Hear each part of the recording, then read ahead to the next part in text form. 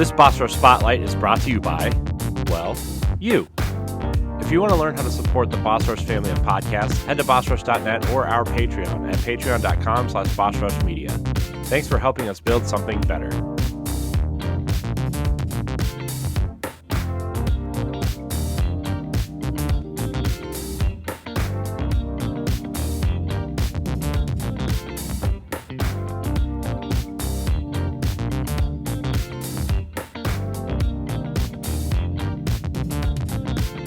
Hello, everybody. Welcome to a Boss Rush Podcast Spotlight, where we show off and talk to some of our favorite creators and developers and more across the industry. I am your host, Corey Deering, and alongside me is the fantastic crew from Secret Friends Unite, known all of these characters for such a long time. Some of them you may recognize from the Boss Rush Podcast. Some of you may not, but you should, because I think it was only proper to launch this new Spotlight series with this group. So I'm joined by Todd Oxtra, Mark Carabin, and Charlie Carden. I'm going to let them kind of talk a little bit about themselves real quick. Todd, we're going to start with you. Tell us a little bit about yourself, Todd. Goodness, Corey, I hate to talk about myself. Oh, yeah. I'm a modest man. That's the deal with people from the Midwest. We're very shy. Everybody knows. Yes, we are. Yes, only shy compared to the Canadians. You know, they're the most modest among us. But thank you so much for having us on, Corey. We go way back. We recorded podcasts together, started a couple podcasts that no longer exist. So thank you once again. You're so supportive of Secret Friends Unite. And we've had your team on. Actually, we're going to have one of your team members, Stephanie, on co-op mode coming on Tuesday. So that'll be a lot of fun. But yeah, I'm Todd Oxtra. I am from originally from Michigan, but now living in Minnesota for almost 20 plus years. I am one of the co-founders of Secret Friends Unite, which has a crazy origin story, which I won't bore you too much with here. I'll just say Charlie will definitely will. Charlie's like our lore historian. He's got dates. He's like the Rain Man when it comes to dates and figures and fun facts.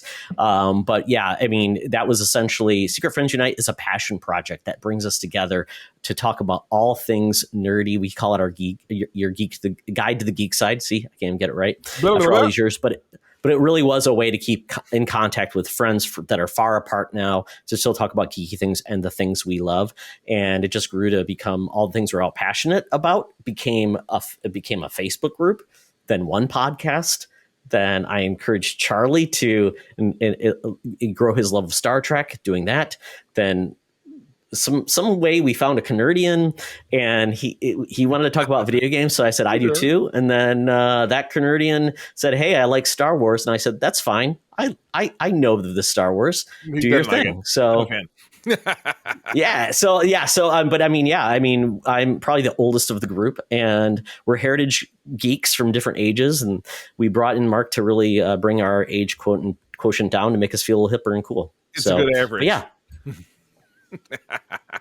That's Todd. You know, you and I have, like you said, we go all the way back before even Nerds Gone Rogue. Todd, that's how far back we go.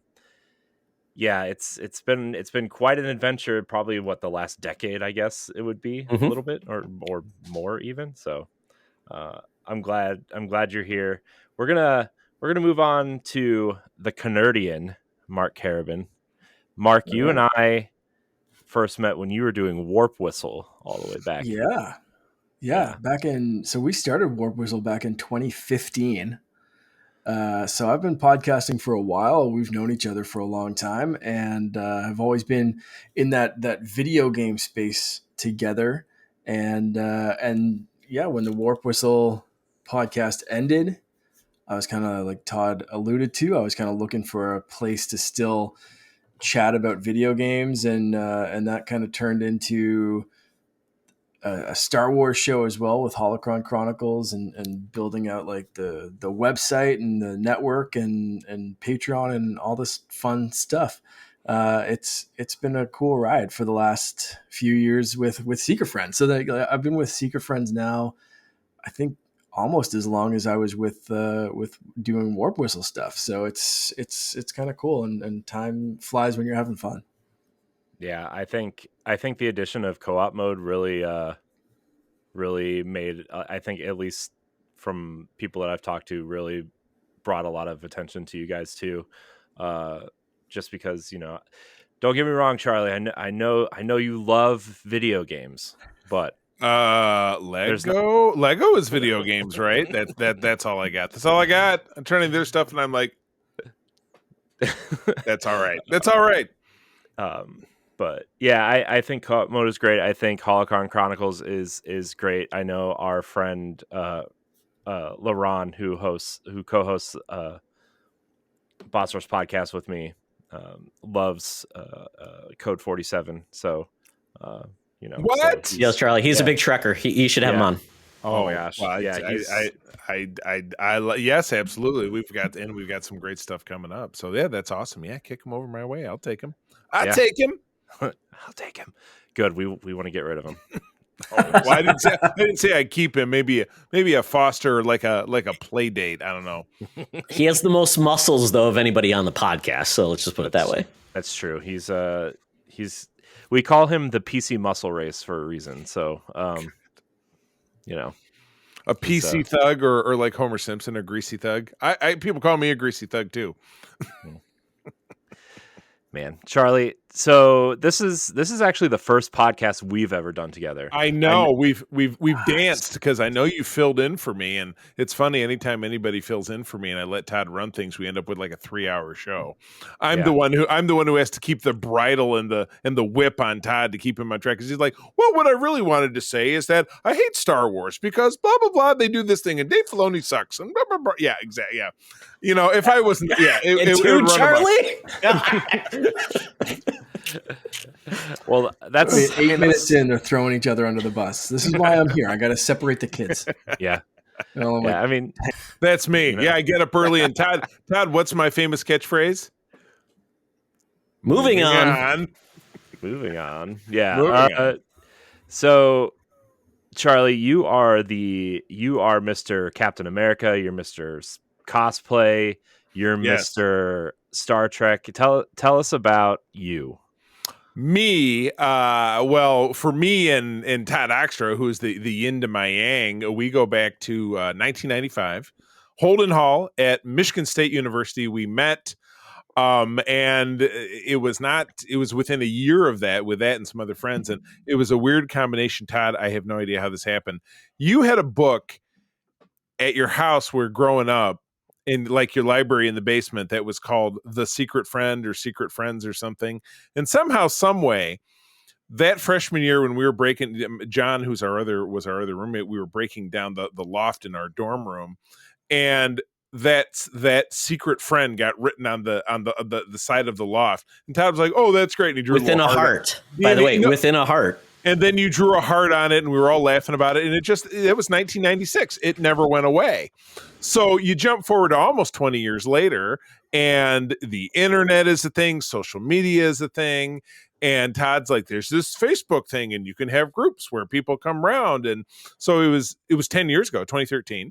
We started this group. It started to take off. And then Todd had been mixed in with folks like yourself or other people with, Todd's like, some people brought me in and I was on a podcast and that went away. Then he said to me, we should do a podcast. And I'm like, what the hell is that? He says, you record and you talk and then you put it out there and it's free. Whatever. Okay, fine. And yeah, that was the fall of 2014. And then that has led us to this moment now, going on 10 years later, doing this deal. And then, we brought Mark into the mix, and I've had some people. I've been doing Code 47, all about Star Trek, since the fall of 2020. And I've had some hosts come and go, and some talented folks and some not talented folks. And but yeah, I will give Todd credit. He's the one who said, you should do your thing with that, because he had already been doing co-op for a while. And then Mark and I clicked over Holocron, and now we're 4 strong, doing our thing. Having Charlie, you didn't say what our first nerd date was when we first met in college, though. Oh, well, don't let me take it away from you. Go on. We went to a very lowbrow comic book convention in Lansing. We rode our bikes like we're the Goonies. And, and we go, and I look at some stuff. Didn't buy much of anything, probably. But Charlie buys a Mego Klingon. Well, now hold on. Now You're Oh, putting boy. two stories together here. That Am I putting was two stories together? that, No? that was it was in the Kellogg Center, which is the event center in Michigan, okay. Michigan State Camp. It was a dirt con where it was just filthy long boxes of comics. Nothing was bagged. You're like, "Ugh, everything stinks." But no, there was a shop in Lansing, Michigan, where we went to school, that the guy sold bits and pieces. So yeah, he had an old 1970s Mego Klingon, which is still in my living room upstairs with the little boots and everything. And that was my first, like, I paid $20 for it or something. That was big bucks back then. So that I could have, that was my first kind of little dumb collectible. And yes, Todd takes no end of glory in it. Yes, absolutely. But yeah, I've always been a Trekker.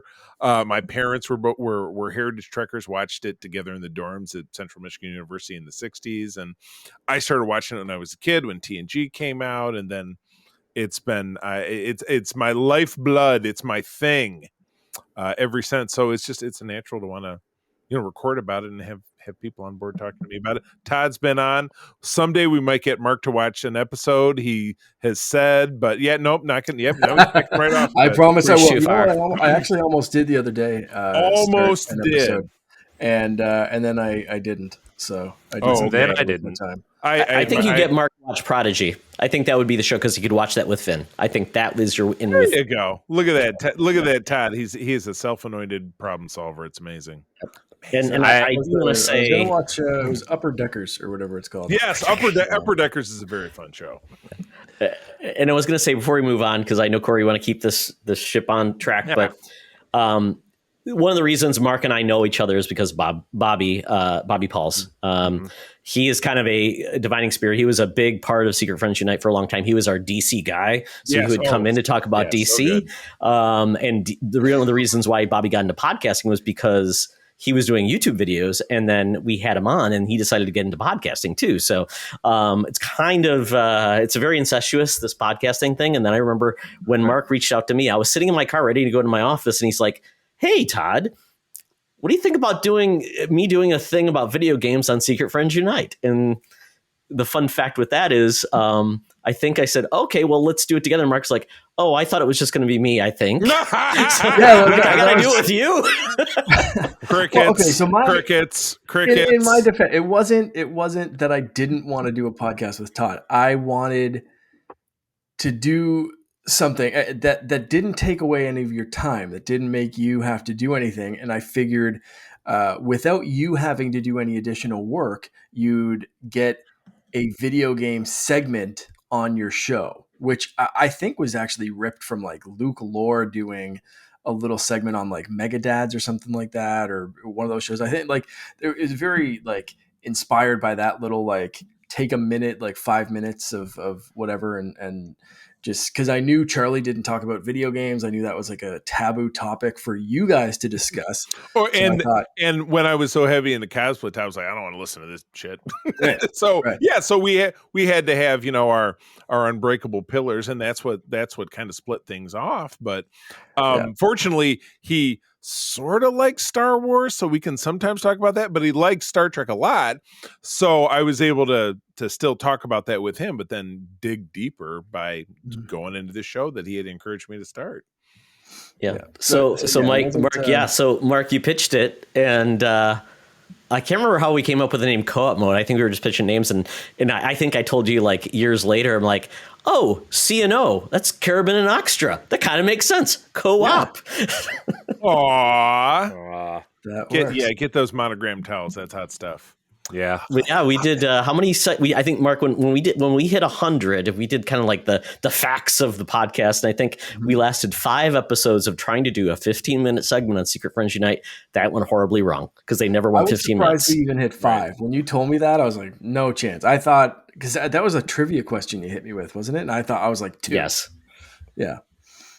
Oh, my goodness. So there we go. That's where So Co-op Mode became a necessity because we just couldn't contain ourselves to a small segment on Secret Friends Unite. So that's kind of how we and now it's and now it's 3.5 hours every time they go out there.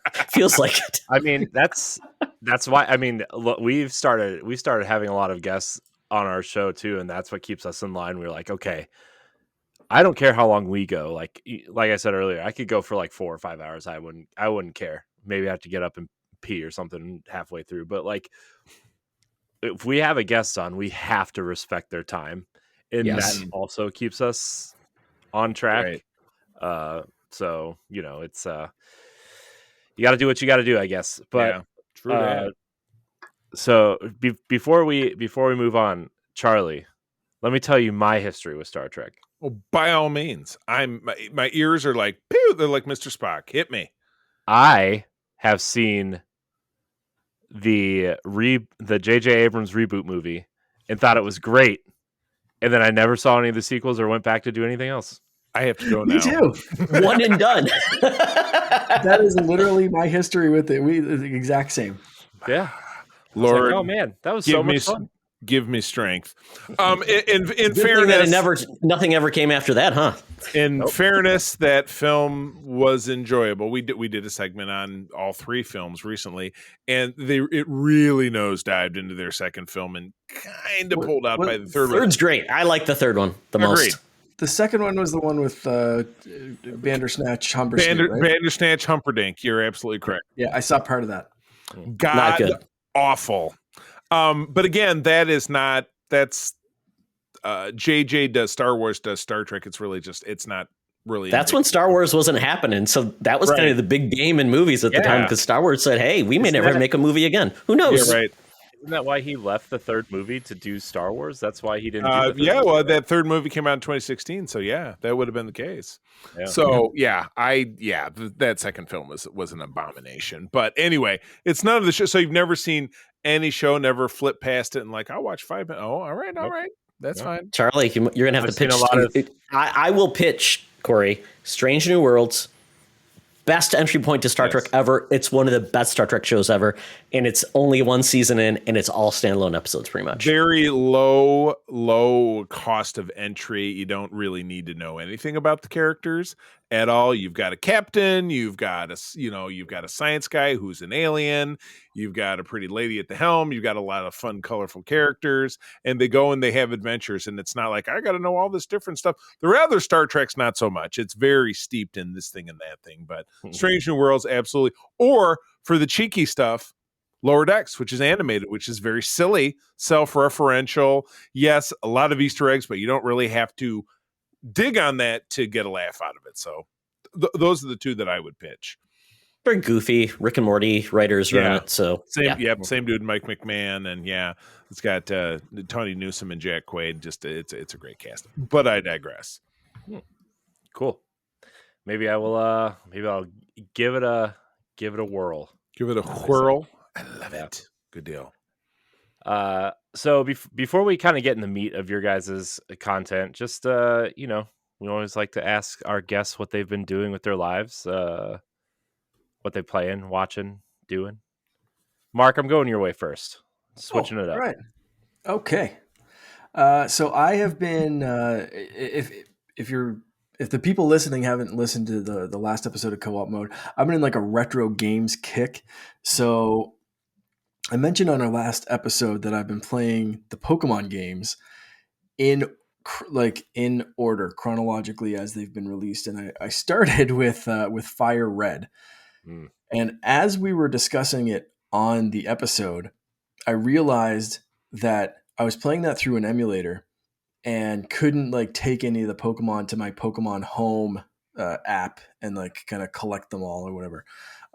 So I stopped playing Fire Red on an emulator and I went back to playing Yellow from the Virtual Console on my my old 3DS here. That's adorable. Yeah, and so I've been playing through Pokemon Yellow for the first time. I played Pokemon Blue when they were first released. My sister had Yellow, so I was familiar with it, but had never played that one. So I figured I'd start there, and I'm going to do Pokemon Crystal next because I'm about halfway through Yellow right now. You don't have to smoke that one, do you? I was going to say, I think it's like Crystal Meth, Mark. Is there Pokemon Crystal Meth? Pokemon Crystal Meth. Isn't that what Pokemon Go is? Pokemon Crystal Meth? I'm hoping that helps me evolve. Pokemon Go to Rehab. Oh, it's not Pokemon Go to the post. Saw how that worked out for Hillary. Which works into my next bit. I just started for the very first time watching Breaking Bad at the request of a friend of mine. Yeah, I have never watched it. Never finished it. My one of my best friends, her husband, we've all known each other forever. That is his Star Trek. Like loves it, rewatches it, all this different stuff. I've watched the first couple and have just like, it's like Ted Lasso, which I know one of you guys are going to talk about. Oh, don't bring it up, Mark. Don't bring it up, Charlie. Don't bring it up. You're going to be sacrificed. I just, started it. I'm like, I know everybody loves it, but then the Apple Plus thing lapsed and I just got away from it. So someday, I mean, if everybody loves it, how bad could it be, right? It's so good. There's a little Ted Lasso right behind me, a little Funko Pop figure, Ted Lasso. Funko Pops.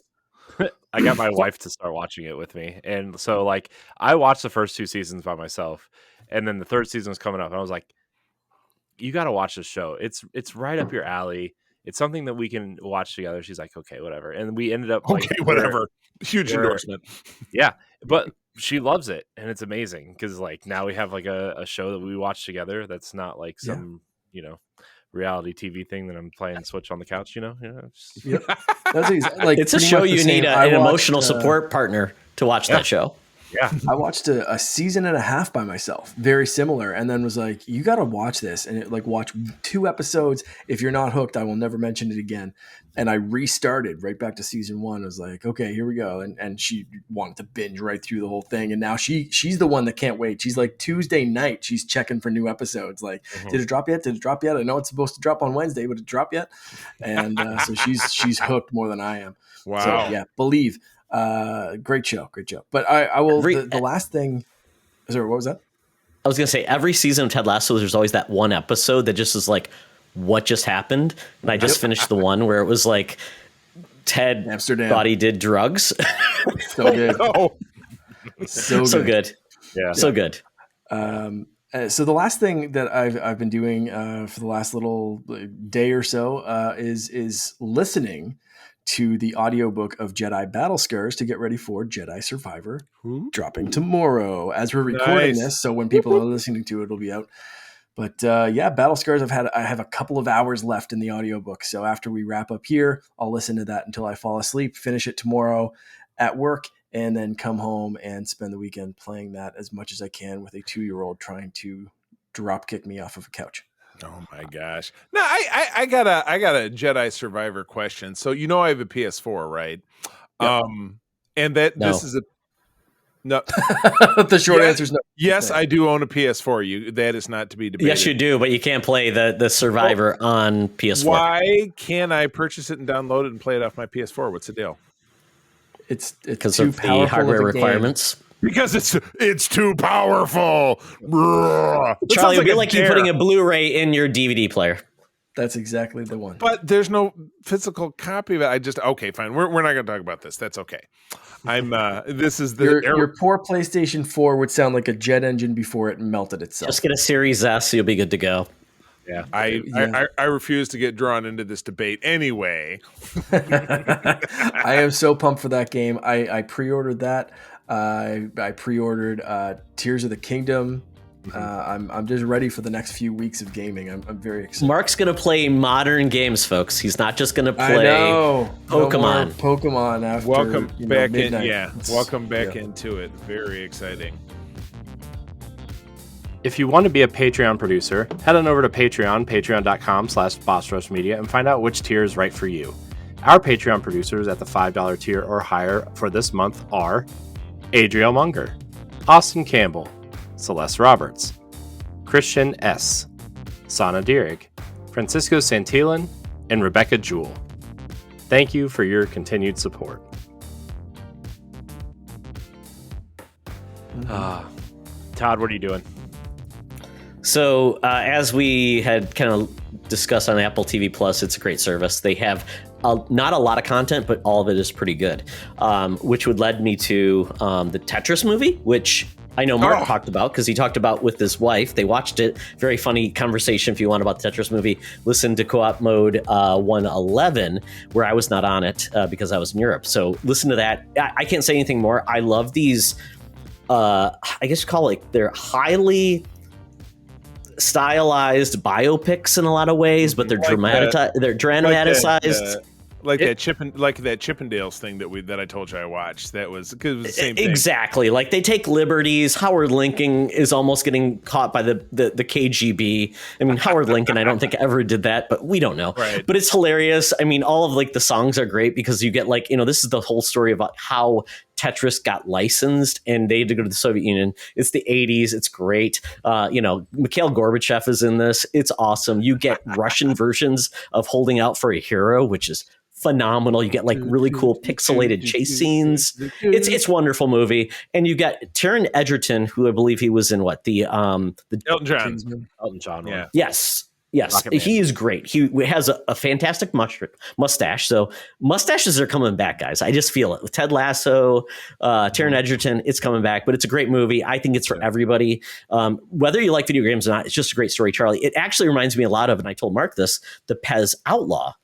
Oh, God. It's a lot the that. The guy from DeWitt, Michigan. Yeah, the Pez Outlaw. That's right. Yeah, so it's a great movie. So highly check just you can watch it with anybody. It's a great story of people and just trying to accomplish something, and you just get to see the world in that 1980s landscape. It's pretty good.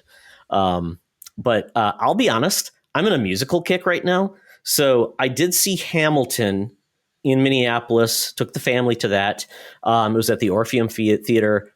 It was phenomenal and it's amazing. And even though because it's kind of like a docudrama about Hamilton with rap overtones. Hamilton absolutely rapped. There's definitely historical proof of that. Yeah. So even if you've seen it on Disney Plus, seeing it in person is so different. That's the whole point of theater.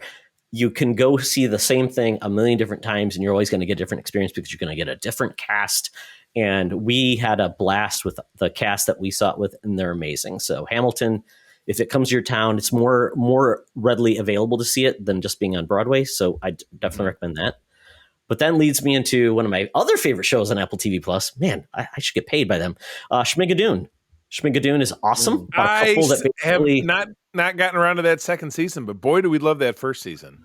Yeah, Schmigadoon's great. It's basically like a couple gets trapped into a world where musicals exist, in a world that's of lighthearted musicals of the era of like Oklahoma, Music Man, those type of things. And it's all about them having to find love. It's wonderful.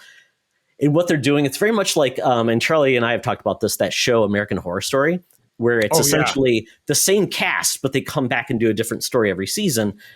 Schmigadoon season 2 is called Schmicago. It's wonderful, but it's a next era of musicals. Chicago, Pippin, Jesus Christ Superstar, Cabaret, that era of musicals. And it's wonderful. And it's great. I can't say enough. It's on Apple TV Plus right now. You can quickly catch up into season 1, and then season 2 is coming out weekly. It's phenomenal. I sure hope Apple's listening and they're sending Todd some of that, a bag of apples. That'll be your compensation. Has anybody else watched these? I haven't, but I think that's on our list after Ted Lasso's over. Okay. So, yeah, I think that's my wife. My wife is going to be really into that because she loves like Chicago and all those musicals. And stuff, Chicago. It's got great actors, and that's the big part. It's got great actors. It's got, the cast is amazing, and Keegan-Michael Key is the husband, and I'm blanking. Cecily Strong. Cecily Strong from SNL. She's the lead, and just you're in for a treat. Can't say more than that. And then I've been playing. I just finally finished RE4 Remake. I just love what Resident Evil is doing. I can't think of a better managed franchise of what they're doing with the new and the old and bringing back things and making people happy. And they are definitely making Todd happy. So Resident Evil 4 is amazing. Even with all the weird wackiness within RE4, it still caught me off guard.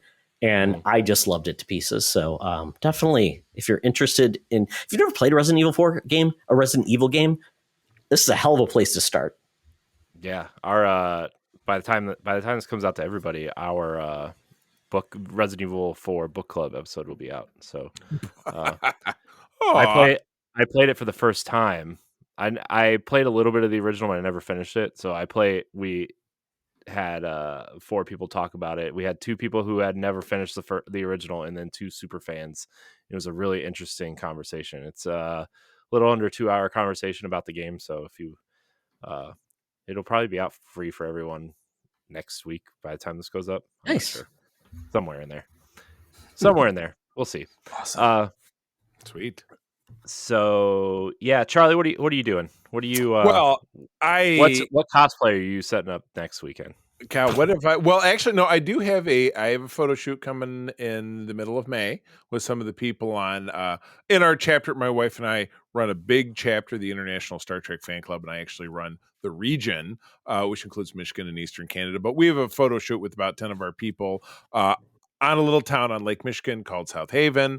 It's a sequel to a shoot we did last fall, but it's based around Strange New World. So it's thematically, we have costumes that match that. So that's the big one. I'll be rolling my Captain Pike out again, trying to get my hair up tall like he does, but I'll probably just go like this. But Star Trek is, as always, is my life, but no, Picard, the third and final season just wrapped up, and Todd and I have talked about this. We're doing a longer episode about it on Code 47, which will be out the Monday after we're recording this. But it was the wish fulfillment season out of a show that we thought couldn't go any lower. We spent the year between season 2 and season 3 talking about how terrified we were that season 3 was going to be even worse than season 2. Season 2 was throwing spaghetti against the wall to see what stuck, and nothing stuck.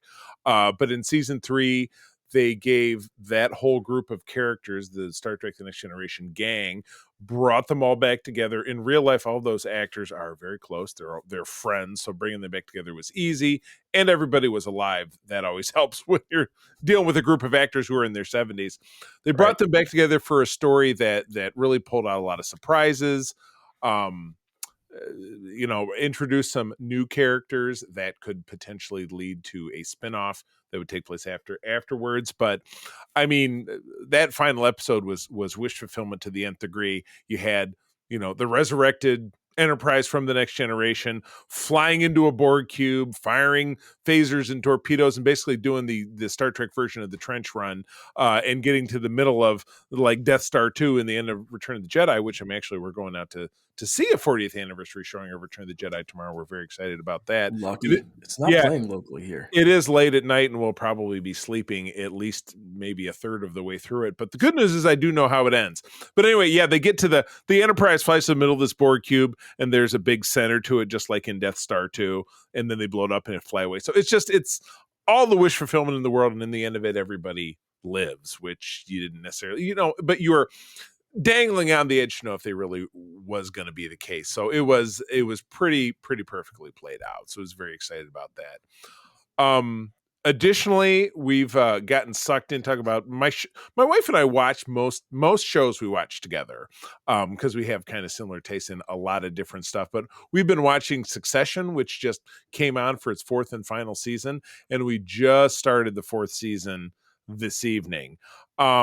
In short, this is about business powerhouses. Todd, this is a show that's right up your alley because you love business stuff. You're the one who always gives us the links about this is what's going on with this thing and that thing and blah, blah, blah. So this show would be very much you, but it's about a family that owns a media empire, and they're all really horrible people. They treat each other like it's the Rupert Murdoch story, I think. Yeah, it really is. It's a dad, and then his kids he's got 2 sons who are at each other's throats. One son who's Kieran Culkin, one of the kids. Sure, yeah, he's the really skeevy one. One of them is Alan Ruck, who is of course from Ferris Bueller's Day Off. There's a daughter. They're all snakes, and they're all just scrabbling around trying to take over. So money doesn't make people happier. No, isn't that amazing? They're all trying to be, and the patriarch is actor Brian Cox, who was, of course, Stryker in the X-Men movies back in the aughts. Don't forget, he's the current voice of the McDonald's commercials too. Oh, that's right, he is, isn't he? Which I love. I love that a great actor is the voice of McDonald's commercials and just getting paid. Because he loves money. But anyway, it's a great show, but you just watch, you're just like, oh God, how much further could they slide? Because it's everybody trying to scrabble for the control of this empire, because right from the beginning of the show, Brian Cox is on death's door. He's going to step down, but then he decides not to, and then he wants more power, more money, and they just keep stacking it up and stacking it up. Yes, I know. Yes, if you have money, you want more money. But no, it's Knives Out, but only 4 seasons of Knives Out.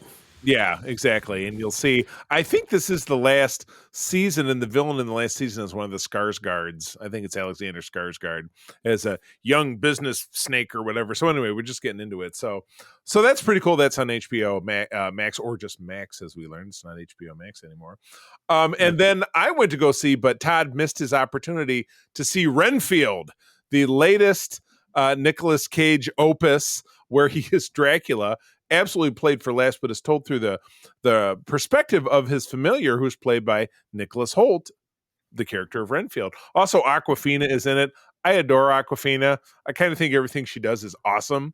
It's played for laughs, but it's like it's packed with high gore. It's really gory, but it's almost the silly, like Quentin Tarantino kind of gore, where it's blood splatters and stuff, but it's arms getting ripped off and people getting beaten with their limbs and stuff, and it's just silly, but it has a great message at the end about codependence and basically seeing your own value and stuff, and it's Nicolas Cage as Dracula. What the hell else do you want? It's the best idea I think anybody's ever had. Let's be honest here.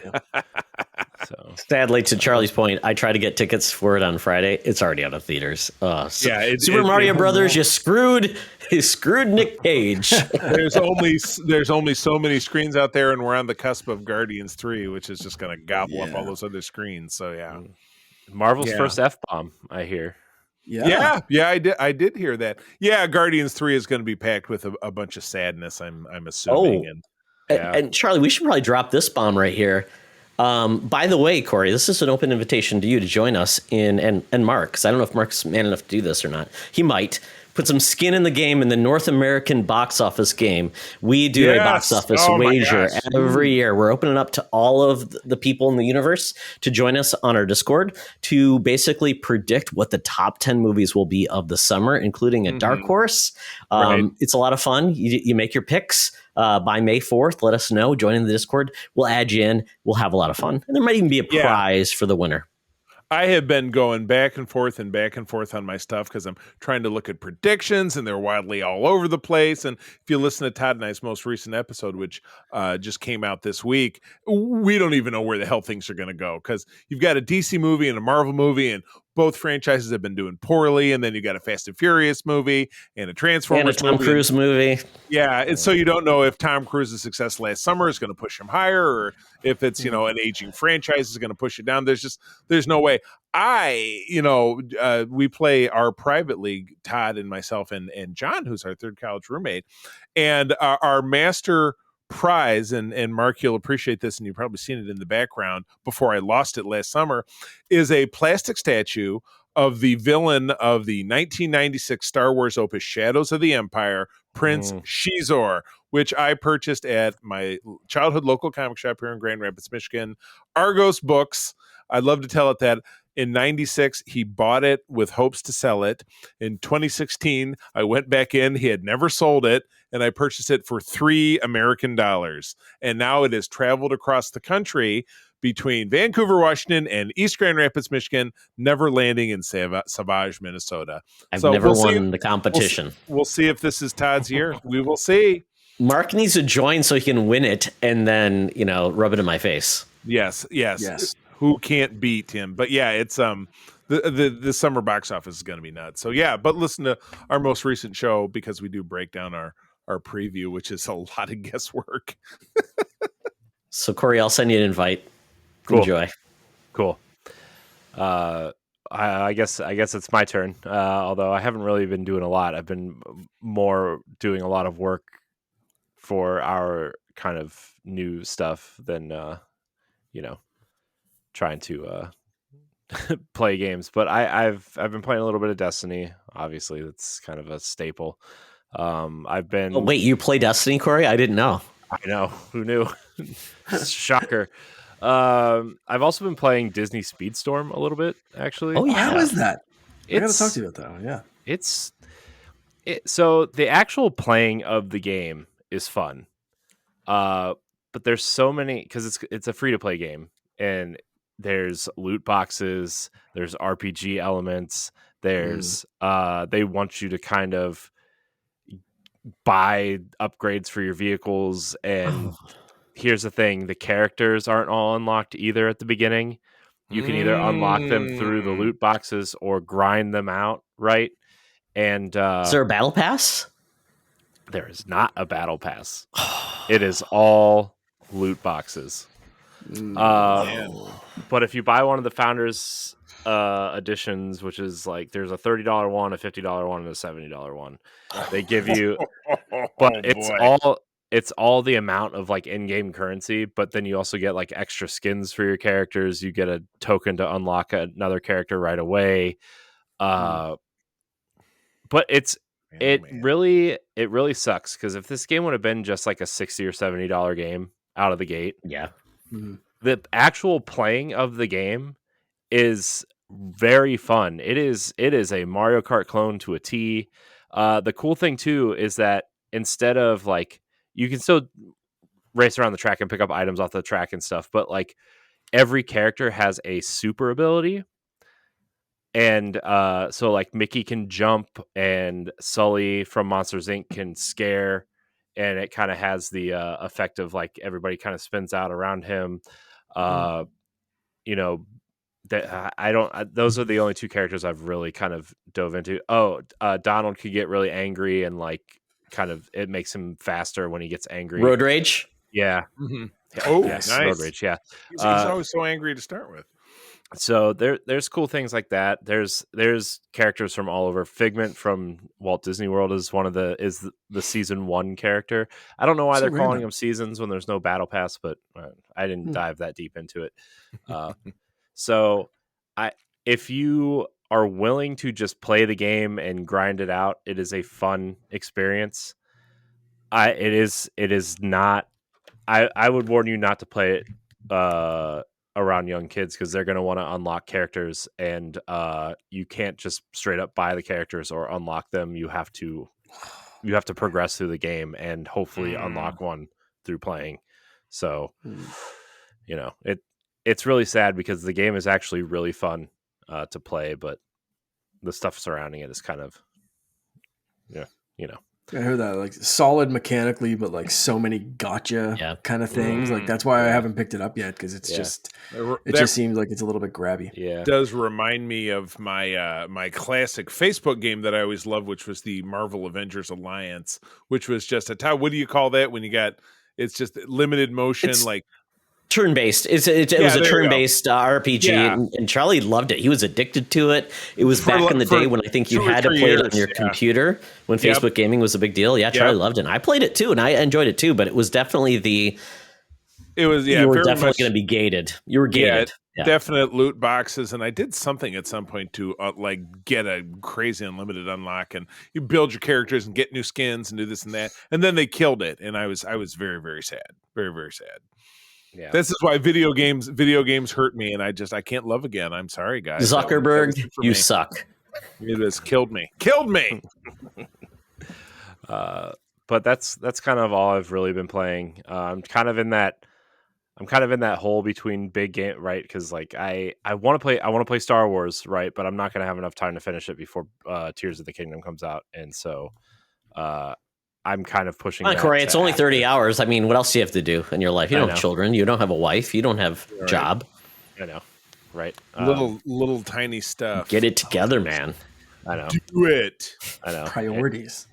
Jeez, and we're trying to like pre-record a lot of things too before that comes out because we're all kind of taking the first week of June off of recording. So we're kind of like, we're not recording 75 shows in 1 week. We're kind of spacing them out, but just let Ed take it over. Everything will go fine.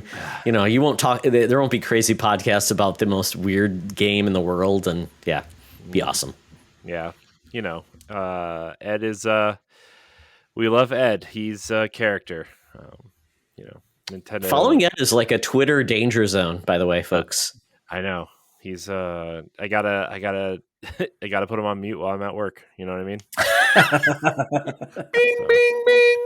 And by the way, Corey, I don't know if we told you, we met Ed in Chicago. Charlie and I did when we were at C2E2. Oh, that really? Ed. Oh, yes. Yeah. We did at a bar with karaoke as well. What did he did a Backstreet Boys or something, didn't he? What did he do? No, he did a very deep cut R&B song, I think. Right. Backstreet That we Boys didn't know it was great. like, we don't know what he's singing, but we'll applaud it. Right. That's right. That, yeah.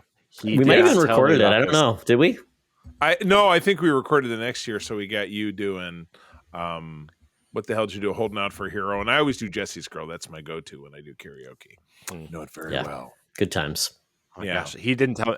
Okay, this is going to be the opening of Pal Block this week. So, because he did not tell me about this, and now I have to razz him for it. So, oh boy, yes, the deepest and the darkest of the secrets. Yeah. I also finished The Mandalorian season 3 this week. I don't know if something is just wrong with me, but I am not very high on The Mandalorian, like, at all. Oh, no way. At all? Not like the entirety of it? It's just fine. I would rather watch like 5 seasons of Andor than, another season of The Mandalorian, I think. Corey, I might agree with you. Yeah. I mean, I don't know if I'm just not getting it, or like I don't know. Since the very beginning, I'm like, people say it's good, and I'm gonna keep up because I'm waiting for the great episode, and like not even Luke Skywalker episode ending of season 2. If that didn't get you, don't watch. It did, but I was really bothered by the way that Luke looked. Now I have to say, in the Book of Boba Fett, those weird spinoff episodes where Luke shows up, he looks amazing in that. Like they shelled out a couple extra quatloos to make Luke look great. I mean, that is Mark and I's job. He's much more the cheerleader than I am, because I will be a little more critical. Like Book of Boba Fett, couldn't stand it. Yeah, I didn't really care for it. Obi-Wan Kenobi playing with fire. Though it did have some good moments, but it's like, yeah, exactly. But it's like Obi-Wan Kenobi was just, what can we cram into the chronology? It's the Marvel comics are the same way. What did Lando have for breakfast? The Tuesday after Empire Strikes Back is just what Mark is force choking you through Suncaster right now, by the way. But I get what you're talking about, Corey, because I feel like after Andor, the expectation and quality writing and direction was raised to me. And when I watched The Mandalorian, I'm like, they need to actually write people how actually people talk versus someone who talks when they were in Lucasfilms. But that's just my 2 cents. Right. I think the Andor raised the bar, and I just feel like Filoni and Favreau are just in a different. They're just doing something different than what Gareth Edwards and that team did with Rogue One and Andor. I just think those are the best that Star Wars has ever been. And I want Filoni and Favreau to raise the bar in their writing skills. And maybe Favreau can't be the only writer, because you kind of sense as it's very static and very toned and very like emotionless at most of the time. But I love the part where Grogu, not loved it, but I mean, the most emotional was when Grogu was getting taken away by the Praetorian Guards. I'm like, I was actually fearful. And that was a very cool element. Mm-hmm. Well, Todd, never forget that, Star Trek has a lot of diversity in the different types of stories that they tell, but they may have a certain level of quality across and simply speak to a different audience for each. But it doesn't mean that they don't have a Book of Boba Fett. You know what I mean? Mm-hmm. Everything has a certain level of like, okay, this is for the kids. This is a cheeky show for the adults. This is for the traditionalists. This is for the non-traditionalists. Mm-hmm. Where, Andor, you're right, Andor put it way up here, and seeing Mando after that just made you think like, I just kind of want more Andor. So I'm with you. Star Wars is like, it's hard to tell because most of it's supposed to be for everybody, but it's almost like Andor is like Breaking Bad, and then this is the rest of it is like a CBS drama, and that's the hard part. It's like, I don't know where you come in to say, you can't say everything Star Wars is just for kids, because Andor ain't just for kids. It's high drama and high. So it's like, and then you've got and Mark has probably been watching the new Jedi story for kids shows. And then, so Star Wars is the hard part, because they're supposed to be for everybody. They're Disney property. It's like, how do you raise the bar? But then you do like real stakes, and it's like, you can't show your kids. So it's a tough place to be with Star Wars versus Star Trek, it's always been more adult leaning. So I don't know. Yeah. Mark, what were you going to say about, you said you were the complete opposite. Yeah. I mean, I liked most of Andor for what it was. I found it dreadfully slow for the first little while. Yes. Very true. Yeah, Go back very and listen true. to our recording if you want to, because we recap that every week, and I was like, get to the point. And I appreciate that as an overall story. I think if I binged Andor, I'd like it a lot better than having to wait to see what manifesto they were coming up with next week. But for me, coming off of that, if they tried to do, I think, that serious of a tone with the Mandalorian, I don't know if I'd enjoy it as much. I think Andor stood out because it was different and because it was something new and because it was something exciting and a different direction. But I like being able to see that high drama as Todd said, and then going to see like a weekly popcorn movie that I can just like sit down and turn my brain off and watch Mando go pow pow pew pew and watch a cute little puppet run around and be like, Right. this is the dumbest thing I've ever seen, and I love every second of it. I think that's valid too. No, I agree. So I'll go from watching Breaking Bad to watching old episodes of Ninja Turtles, and I love them both. And I think that's kind of but you don't have Ninja Turtles making meth in their basement and trying to sell it with Jesse Pinkman. So that's the thing. It's like you've got different properties, you right? don't know what's going on. And of course, they're the mutants, and they've been the ooze, Mark, the ooze. And there's a correlation with Krang from Ninja Turtles to what Grogu very briefly had with his little joystick thing with the IG-11. Yeah, So, no, yes. You For heard me, it here. Star Wars has always been that kind of like escape kind of reality, really corny kind of stuff. Lucas made it for kids, and it was. Did he make it for kids though? Because adults went to that and they loved it, and everybody. I think it made it for all ages versus for specifically for kids though. Because he made the Clone Wars, and the Clone Wars, they're talking about a lot of politics. I'm like, the kids love politics. So I don't know. I think that's I've always said this. Like, I think good entertainment is ageless. Writing down to an audience and not making it very good doesn't give it out. So I always say that Lucas made it for himself and to make it interesting and entertaining. Having the heroes hack a guy in half and killing him isn't for kids. So I don't know. I don't buy that. I think it's an out to say we can dumb things down and it's okay. I mean, that's okay. That's me. And folks, this is why we don't have Todd on Holocron. That's why I don't talk about Star Wars anymore, because I'm like, I'll talk about Star Wars if somebody want me to, but I've resigned myself that most of Star Wars is okay, and that's fine. But other people love it, like Mark does. Moving on. My opinions on Star Wars are probably not what anybody wants to hear. So, I like certain things that people don't like, and I don't like certain things that people do like. And, that's going to be my story forever, I guess. I feel you about The Mandalorian. I definitely feel like season 2 was the peak. I think Todd and I share that season 3 was kind of all over the place. So I don't know. So yes, to quote Homer Simpson, it's not quite a mop and it's not quite a puppet. So to answer your question, I don't know. It's a Grogu. It's Grogu. All right. Well, let's get to the kind of the main portion of this spotlight here. You guys launched your Patreon recently. Well, not so much recently anymore, I guess. But you guys are doing a lot of cool things, a lot of extra things. I kind of want to explore your content from maybe from like a novice or a newcomer's perspective, just because that's what this is for, to try to get more people into the Secret Friends community. So yeah, I mean, where do we want to start with your free shows first, or do we want to go into your Patreon? I mean, Secret Friends Unite is the podcast that started it all, I guess. And I know all your shows kind of focus on something different. Let's start with that. Secret Friends Unite. Can we get the Madam Web voice in here first? Absolutely. Yes. Yeah. Please. Yes.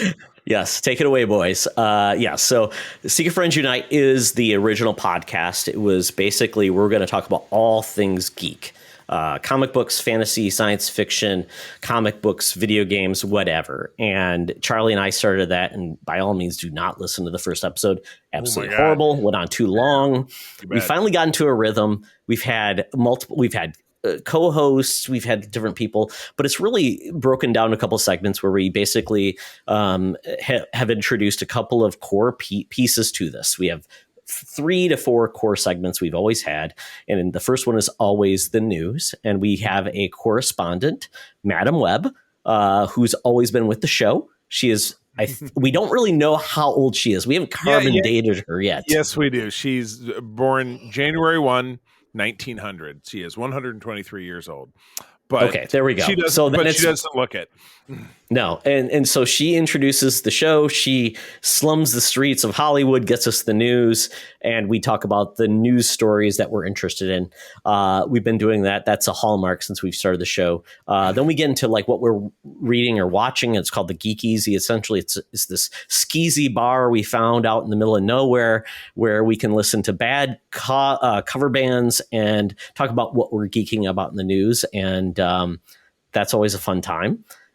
Then we typically have a topic portion of the show called the Thunderdome. So if you remember the movie Beyond the Thunderdome with Mad Max, Tina Turner, she actually is part of the show every week too.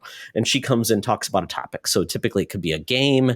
The mutants are there to judge us if we're good or bad. And we talk about things. So for example, last episode, we did the summer movies and broke those down. And our next episode, we're going to do a game called Pitch Meeting, where we've done this on co-op mode, where we basically take 4 categories of like the genre, the hero, the antagonist, and the setting. We break that down. So that's kind of where we've been, Corey, in regards to Secret Friends Unite. And Charlie and I have done that weekly, bi-weekly, and now I believe we're at episode 424 will be our next episode. Oh, yes. That's amazing.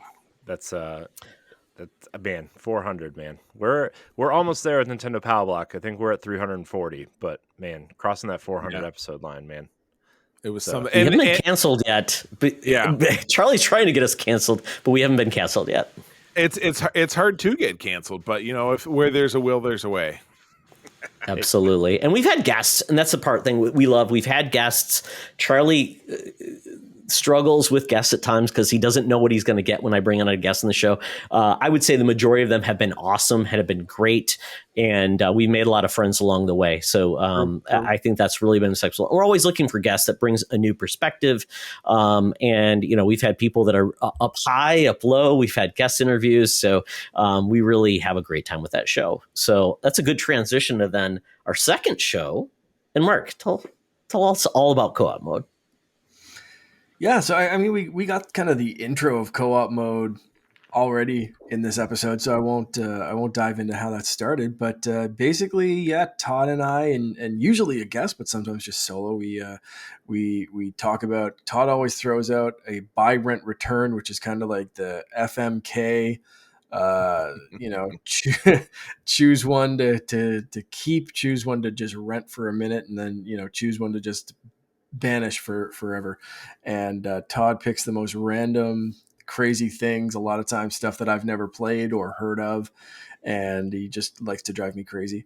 And otherwise we go through the usual kind of video game stuff of what have we been playing, recap new games, reviews, all that kind of stuff, and then pick a topic that's sometimes tied to what we've been playing or what's new, or a new game, or sometimes just completely random. It's fun to kind of keep ourselves on our toes. We'll go from amusement parks like the Super Nintendo Land. We had a guest on who had been to a kind of a press early review on that not that long ago, to talking about video games that we would like to see remakes of, or sequels, or how we think the industry should go. So it's fun to dive into that stuff that's not simply what are we playing, what are we reviewing this time. It's a little bit more imaginative, and we can dive into some different stuff there. So that's co-op mode. Yeah, and we don't normally cover the news. I mean, maybe if there's something new, but we typically love to just talk about the oddity and the weirdness of video games. And yes, I am there to drive Mark nuts. Wow. Concise. Yeah. Which then leads us into Charlie and the Code 47, which I encouraged him to do, because I remember when, Charlie, you were doing Code 47. I remember when you were doing Star Wars content on Code 47. Like, don't do that. Do Star Wars content on a Star Wars podcast. So, well, look at that. He teed it up, or 2 for 1. No. He had talked to me. He said, about, because co-op had taken off and been going, because co-op is only about 10 episodes ahead of where we are, pretty much 10, 15 episodes of where we are on Code 47. But I started that with a former co-host in the fall of 2020. And the format eventually aligned with, and it took a break for a while because I had some folks who were working with me who didn't dig on my format. So eventually they went on about their merry way. But I've always broken the show into two. So Charlie, tell people what Code 47 is, though. You didn't mention what the actual topic is. A Code 47, which my wife actually surprised me with, a custom license plate for our other car, which we're about to sell, and I'm going to get a new car. A Code 47 in the Starfleet code is a captain's emergency, captain's only frequency, of which, particularly being an SFI, that is what I am. I'm a captain, fleet captain, actually, by rank, because I run a region. So that's pretty perfect. So yes, everything about the show is eyes only, big emergency. We generally split the show into 2, sometimes 3 segments if there's some big juicy news story. But segment 1 will always be new programming. Generally, because we're every other week, that'll be 2 episodes. Sometimes if they're double stacking, it'll be 3. And then the second segment, we have pursued with taking the classic shows all the way up to the modern one. We'll take a season, generally split it into quarters. And so we will do a breakdown of 6 or 7 episodes and just kind of talk them through, give a favorite and a least favorite, and then move on. My ultimate goal when I started the show was to, by the time we'd gotten all the way through it, to touch every segment of Star Trek, which is now swelling near over 1,000 hours of programming, not including the movies. So I want to be able to say, if things go kaput or we get to the point where we start it all over again, that we've talked about every single Star Trek that has ever been graced. So, since 1966, we even talked about that horrible 1970s animated Star Trek one. I just, with my old co-host, Rich, back in the day, we actually blasted through 22 episodes in like about 45 minutes, because it was like, this one's bad, this one's bad, this one's horrible, this one's racist, this one's unbelievably horrible. It was easy to do, but yeah, we enjoy it. We are coming up on our next episode. Will be a longer breakdown of the end of Picard and running down that series, and then we have a 100th episode coming up middle of May. I still don't want to spoil the content of that one. Todd gave me the idea for it. I'll say no more. I've got a team of 5 people that are going to be taking on a big project in this super duper sized episode. So I'm pretty fired up for it. But yeah, if you're a Trekker, it's myself these days. It's myself, my partner, Katie Quinn, who's been with me for quite a bit. She's pretty bombastic. Not as steeped in lore, Trekker the way that I am. And then I have Peter, who's the guy who's been in the chapter with us for a while. He's a little bit more low key, but definitely he's as steeped in lore as I am. So the 3 of us form a kind of weird triad that really produces a lot of great conversation.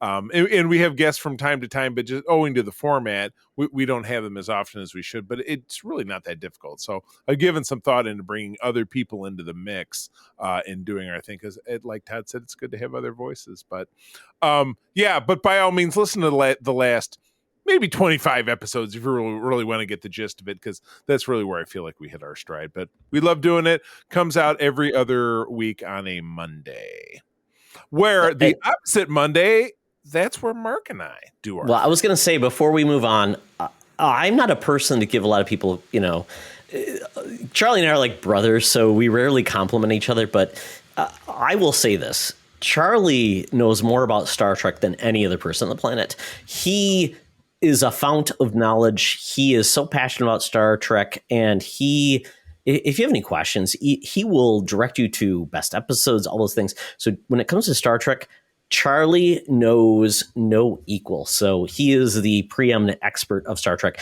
That's why Code 47 is an excellent show if you want to learn more about Star Trek. My gob, I'm getting the vapors over here. My goodness. And also through the club, if you're a Trekker and if you enjoy cosplay, I'm kind of a nut about that. Uniforms, accoutrement, all that kind of stuff. That's something I love helping people with. You've got a good indie going on, by the way. Absolutely. Thank you. Yeah, you know what? Because I've gotten out of cosplay groups because cosplay groups are a mess and I'll never get involved with another one. I don't get to get indie out that very much often, but with the movie coming up, I don't know, maybe I'll go see it wearing my full indie gear with the hat in the theater to piss somebody off who's sitting behind me. And he'll bring snakes to make everybody pissed off too. Yeah, exactly. Yeah. Live snakes. Yeah. And I think that's it. Oh, sorry, Curry. Oh, go ahead, Todd. I was going to say, and that's really why we have our podcasts with individuals who are passionate about them. So Charlie with Star Trek, and then Mark with Star Wars. That was his passion. I mean, Mark is passionate about Pokemon, Star Wars, and Fortnite. I think if Mark identified with those things, and Zelda, of course, he's got the new tattoo. But that's why I'm so glad Mark brings the passion with Star Wars, because I don't have that passion with Star Wars anymore, but Mark does. And so I'm so glad that Mark brings that passion. Yeah, I want to hear about Holocron Chronicles, Mark. Sure. I mean, this was Charlie's pitch, and so I don't know how I ended up kind of like taking point on the show. Maybe it was because I think you were handling. I think you were handling code, so I was like, "Don't worry, I can do that." But this was a show, like, I've always been a Star Wars fan and had never gotten to talk about it. Didn't really give any thought. Like, when, like I said, I've been talking about video games for so long. So when Charlie pitched this, I was like, yeah, let's go. I will talk about Star Wars all day. And it evolved in a really organic way of Charlie and I trying to do like canon recaps of every single book, comic, little bit of information, Wikipedia. And that was a tough one, because I was kind of ripping off a more successsul podcast and YouTube channel that was doing it. I'm like, we can do that. There's no way we can do that. I just even tried to keep up with the comics. I just couldn't make it happen. It was tough, and like trying to, especially when High Republic came out, it was like trying to read a novel a week. Or it felt like at some point, so right? Or trying to speak intelligently about it. I'm like, well, people say it's good or whatever. Yeah. So it kind of quickly evolved into a personal based podcast of getting people's personal stories. So we try to have a guest a week, basically. There's very rare episodes that it's just Charlie and I. Yeah. And, the last one we had was, I think, the Star Wars celebration and a lot of news. And it was just such a busy episode that we didn't have a guest. But for the most part, it's getting a guest who's in the Star Wars community to talk to creators, other podcasters, people who are making Star Wars content, or are just fans and want a place to talk that I have stumbled across online somehow. Right. And it's an awesome show. I just love finding out how people came across Star Wars, how they started. And we've had everything from I was born with a lightsaber in my hand to I watched Star Wars last week and I really want to talk about it. I still think one of our most entertaining within months. Like, I had never seen the guys, mid-20s or so, had never seen Star Wars, watched them all, kind of binged through, changed my life, and was like, hey, you do a Star Wars show. Let's talk about that. So we've had everything. We've had people who like this movie better, that movie better. If you hate a movie, someone else loves it. If they hate a TV show, there's someone else that's their favorite. And it's awesome to talk to those people every week. So it's just kind of all the love and awesome stuff about Star Wars. It's really cool. Yeah, I think that's what makes Star Wars. I mean, we kind of hit on it earlier in a negative light a little bit, but I think that's what makes Star Wars fascinating and interesting is because there is literally something for everybody, right? And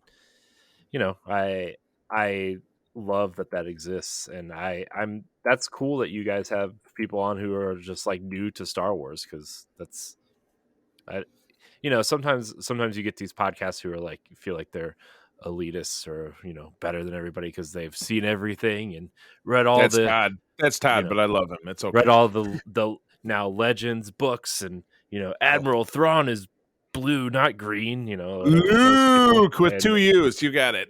yeah. So, yeah, I'm a big fan of you guys. I want to make sure we hit on your Patreon stuff, because I know you guys have started a ton of cool new things for your patrons. I don't know really where to start. Where do we start?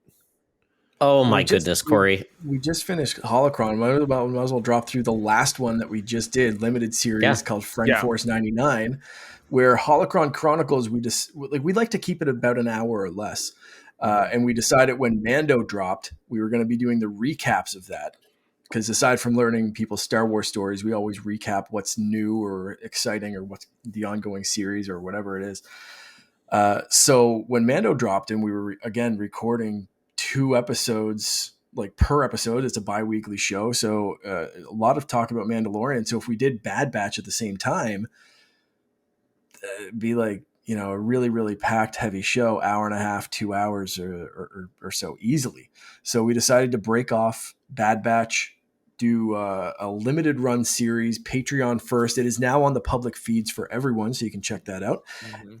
And we covered the Bad Batch in I thought a very interesting way. And I liked it. I liked it a lot. It was really cool. And it was basically Charlie, Kay, and myself recording individually, not talking to each other, not like this, not live. We basically recorded our own 5-minute little monologue breakdown, how we felt about the episode. And then everyone just sent it to me. So, Charlie could record in the morning right after he watched the episode. I could record, when I got a chance at, 11:30 at night, once everyone was gone to bed. Kay could kind of really, take her notes and break things down in such a great way. And the 3 of us kind of coming together as this kind of amalgamation, I found was really interesting to put together from an editing standpoint, and I thought it was cool to listen to. So that was a really interesting show, and something that our Patreon let us be weird with, if that kind of makes sense. Let us explore with a new format and pitch it to the Patreon, the Patreon supporters first. And that's one of the things I love about Patreon is they understand. Usually I think these are our kind of top supporters, so they understand if I'm going to try this, I'm going to see if this works, and I'll spin that in, and then I'll stop talking. I'll spin that into Canardian's Corner, which I've admittedly been struggling with. I've done a couple of episodes, try to find a topic, try to find a groove, and it's been a bit since I put one out, because I've recorded one that I hated, and trashed. I've done that where I've tried to get the motivation and try to hype myself up, and then end up I just you sit in front of a computer, and then you just I just got to go to bed. Maybe I'll try again tomorrow. And I don't know if that's a podcasting funk or a personal mental health kind of funk or cloud or something that I think that end of winter kind of brings. You want it to be like summer and warm weather and nice, and it's still kind of dark and cold, and you're like, I hate this. So it's something, and Todd said, my wife jumped in with an episode of Co-op Mode, and so now we're talking about doing like a Canardian's Corner, like Mr. and Mrs. Canardian, and doing something. And we just watched the Super Mario Brothers movie. So we were talking about doing a recording of that this week and putting out another episode. Mark, that I do a show with my wife, and it's not that often, but golly, do we have a lot of fun doing it. Yeah. So it's, I kind of like that of Patreon, and this is really kind of the first time I've like openly talked about that my struggles with that show. So it was nice to have Friend Force 99 to like force me. They're like, there's other people doing this. I really got to step up and record it and put it out. So when it's just me, it's like I've been like struggling to find that voice or that place or where I want to take it. So, but the patrons are there. They're Yes. there to support the weird and the highs and lows, and they're there for the ride. So, so that's enough from me. Let's hear about Charlie. You're putting out like I'm when the we were yes. coming up Oh with my God, logos, Charlie's you were the just like, I need a nostalgia logo for this. channel of I am Patreon. I am the Remember that the, thing? That's Charlie. Yeah, yes, I'm yeah, remember the time you were in Terminator and no, I do 3 programs. And one of which is a little different than the others, but the one that I just mentioned is my wife and I are kind of workhorses with movies. It's something that we'd love to do. We have a membership to the local theater chain and we go see movies, probably weekly. But what's nice about having the weekly movie pass is you can go see absolutely anything. And if it's god awful, you don't have to feel bad either sitting through it or getting up and leaving. So we parlayed this into what are some of the crappiest movies that have ever been made. Let's like every other month, let's watch one of these. We'll sit on the couch side by side. We'll have one, document. I'll take notes on top and you take notes on the bottom, and in the middle we'll have some trivia. And we'll just rip it to shreds and just have fun doing it. So we've done 2. The first of which And was by the way, one of those movies that Charlie did, we already did on Secret Friends Unite a couple years before. which he had to remind me. But His brains just doesn't have retention. We okay. did it. But this got to be the full treatment. Yeah, we did one movie from the 80s called Cat People, which was hilarious. And we just did 1995's classic Showgirls, which was tremendous. And the next one, Todd's jumping in the mix. We're doing 1998's Wing Commander at some point in the next couple months, which that is a Star Trek. That is a Star Wars connection, by the way. Yes, I've never seen it. So I'm really looking forward to that.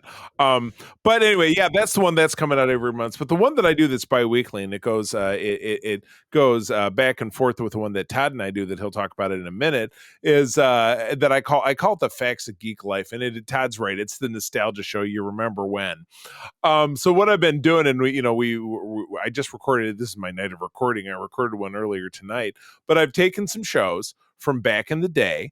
So I take a season of Buck Rogers, for example, which was great. I did it with my friend Jonathan Snedeker. We did another segment and we brought Todd in to talk a little bit more about it. So we'll take a season. Maybe we'll split it into 2 parts, but we'll take 3, maybe 4 episodes, and we'll just riff on it and have a good time. Was this good? What was dumb about it? What stood out about it? We just have fun. It's good for a giggle. So I've got a list as long as my arm of ones that we plan to do, and we're just enjoying doing it. It's just fun stuff. And then finally, this is one where we've kind of gotten a little bit of fame and notoriety, as it were. This is what's kind of brought some people to us, is that we have an interview program that we call the Personnel Files. Missy Merchant, who is a good friend of mine, knows a lot of people in the industry through being associated with Cool Waters Production in particular, which is a production company out in LA. Our first kickoff with that was an interview with actor Doug Jones, who is one of the nicest people I've ever met in my life. That was awesome.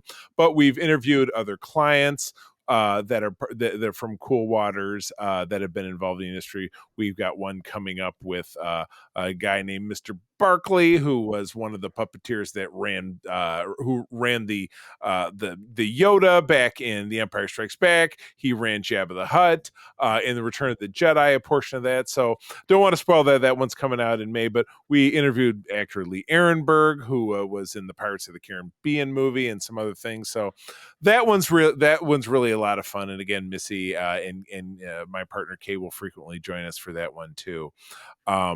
So yeah, it's been fun. And yeah, I've been cranking these out. I've even had to slow myself down because I'll have 4 or 5 of them scheduled for 1 week, and with my weekly travels from work, I just can't get it all in. So I like to record them and bank them and then just kind of stand back a little bit. But I love doing it. It's a lot of fun.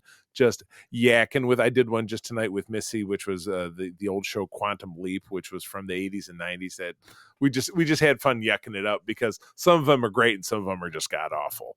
So yeah, that's me. And then Todd, take us home talking about the show that we also recorded right before we got on to do this.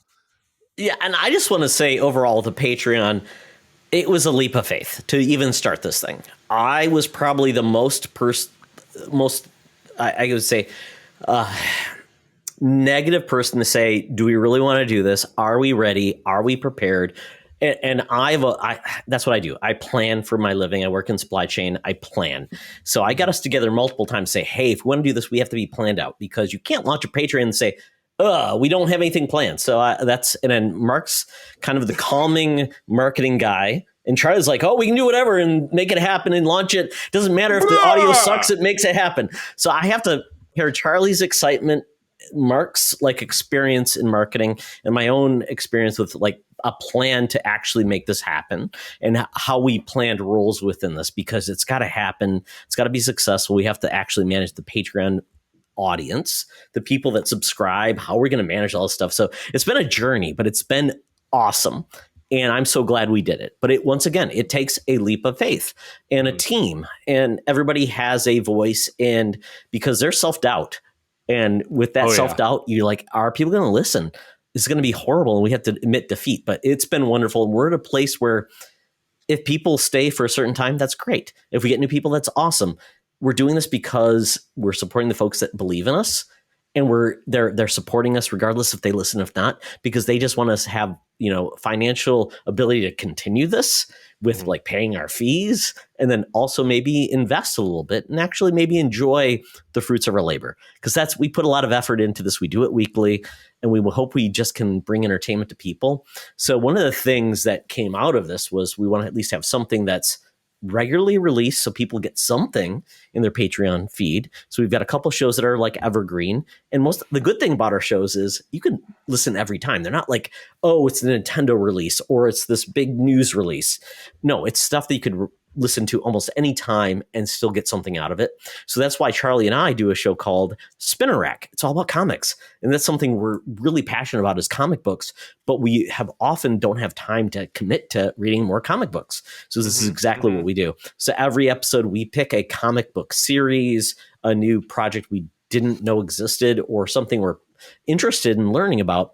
So we do that every other week. So we just recorded that before the episode that we're doing now with you, Corey, and we love it. And we had people vote on what we would read, and so we've got the next couple ready to go. But we talk about comics, and comics are not always easy for people to get into, but hopefully by our podcast, and we're going to put these out to everybody for free. Eventually, we put the first one out a couple weeks ago, so people can find a comic book that is interesting to them, and we try to find it a way that's actually affordable. So basically a subscription service or something like that where people can read a comic book and just enjoy it. So I love this. I'm glad we found some awesome comics. I think, and Charlie's a skeptic because he's a hardcore Marvel guy. So for me to get him to read things that are like non-core Marvel is always hard, but I think this has been largely a success, and he's found a lot of things that he's really enjoyed along the way, and hopefully other people do too. That's awesome. Indeed. Yes, indeed. Yeah. Comics are a scary beast to jump into, especially when you haven't jumped in for a while. I mean, my thing growing up was Ninja Turtles and X-Men. So, but then, somewhere, so when I realized I could watch the X-Men animated series and not have to like flip the pages, right, I kind of like put it away. You're cutting out the middleman. Comics are basically book learning at that point. Yeah, this is fancy book learning. I don't know about that. You tricked me. Well, if you guys Corey, ever do I an will Alpha just say, Flight run, yeah, you know who to call. absolutely. We hit Alpha Flight with the Canadian superhero team, but also we had a great episode with, and Charlie wasn't able to join us, but we did The Last Ronin, which is a Teenage Mutant Ninja Turtle book. We got Sean Capri and John Bernardo as well to talk about that comic book. So there's a lot of great comics that are coming from other media these days too. So if you get a chance, that's out there on our Patreon as well. The Last Ronin is amazing. It's amazing. It's an amazing book. They're doing a game based on that now. I know. I'm so excited. So excited. Oh my! Yeah. So I missed a lot. No spoilers on that one. It's great. I think anybody can pick that book up, whether you like turtles or not, and really enjoy the series. That's the whole point of it. Yeah, I think as long as you know that there are 4 turtles and Splinter and maybe a tangential character here or there, you're gonna get this book and like it, right? Absolutely. And I was going to say the last, and I think as Mark pointed out, what he's going to do with Canardian Corner and Charlie and I will do things together on other projects. And I have a project in mind that's a passion project that I'm going to put out there that'll bring people that are traditionally not in the nerd lens in. It makes us excited because we want to do things that make us passionate about it. And that's the whole point of Patreon. Not do what we're already doing for free, but doing things that are complementary and really we're passionate about it. Yeah. Are you guys doing video on Patreon? We do. As long as it works. We had a couple snafus with Zencastr, Charlie. With Corey, as you know, Zencastr sometimes has some snafus, but we do video and audio. Yeah. Yep. When it works. Always great when it works. We don't do it for everything. We didn't do it for Friend Force 99, right? But where it works, when we can, we do video, and sometimes it's just audio, and basically whatever works for the show, whatever we can make work. It's it's a little bit of a trade off there. Yeah, I mean, I know you guys do video for your main shows and stuff, but me, I just kind of put my headphones in and listen. So I'm the same way because I spend my life in the car, even just when I'm re-listening to our stuff. But Patrons that I support, that I'm not watching their videos. I just don't have the time. Yeah. It's just on in my car. Yeah, we've been thinking about putting our videos on Patreon, but I'm still kind of working through what works best, and is it worth doing that? Because 90% of our stuff is podcast based. So true. I don't know. Life is on the go, man. So that's the way it works. I think where video plays a point is if you got a celebrity interview, you want to see that celebrity having an audio voice. You can't put that face with a name, and same thing with what I've tried to do with Spinner Rack is I try to put panels of the page of the comic we're talking about. So it's not just because comics are a visual medium. So I think it adds a lot to it. So however you get it, it's great. But I think video does add an extra layer. It's also, you can see the reactions of people talking. And I think that's what puts us, and that's why we do it. We're personalities. We bring something to the table. And while I may not be the most handsome man in the room, I think at least the reaction on my face when Charlie says something crazy. The good news is that I am. So, you can look away and look at this shit. Boom. Very put together. Because Charlie, you know what? He's a very modest man. He's never talked about his looks at all. So by all means, look at him now.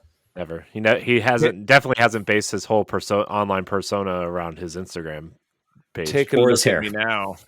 Look at this shit. This is Fonzie right here. By all means, do not. When he asks if she should color his hair, tell him not to color his hair. No.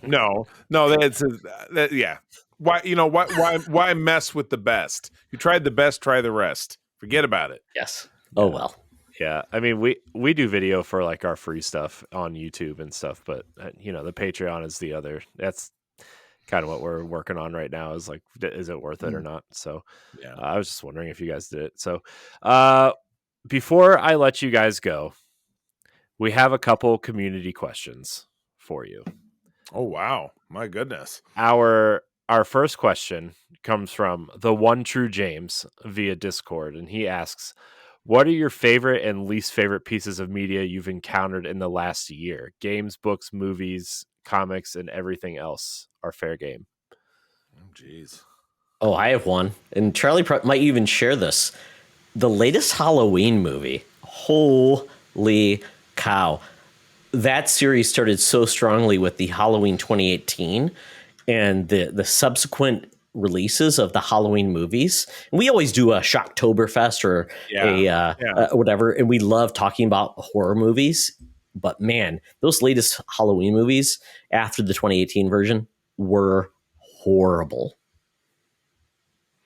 Oh my God. Todd, throw me something. What's something I've hated in the last year? I can't even remember. I'm always so happy-go-lucky. I don't know. That's kind of my problem too. Like my mind instantly goes to like really shitty things on YouTube that my kid watches, like Blippi, like Cocomelon. Like Blippi, but not Bluey, because Bluey is king. I know. Bluey's fantastic. Bluey's the best. That, like if Bluey's amazing. Hey, I just want to say this right now, Mark. Did you know my company? We've got Bluey fruit snacks, and I'm going to be reworking in that. What? Mind blown. Why haven't you delivered a pallet to Mark's house? I needed a podcast to tell it on. Why not? I have to hold it back. Amazing. That's awesome. My God, I can't think of anything that I found absolutely. Previously would be the Picard seasons for you, probably, Charlie. Or the Star Trek comics. Yeah, you're right. That is something I really struggled with in the last 6 months in particular. IDW has had the Star Trek comic license since 2007, and they do not have a continuity person, so they tackle this certain era and nobody's really doing their homework on how people should be dressed, or this race wasn't introduced until this period of time, but let's throw them in anyway because it works for our story. There was a Picard miniseries recently that was just a train wreck. It didn't work on any level. So but then they'll turn around and do something I really enjoy. They're doing a series right now where Ben Sisko returns and Worf is part of it, and it's great. The Defiant one, that's really great. But they have some real misses with art and with story continuity. So there you go.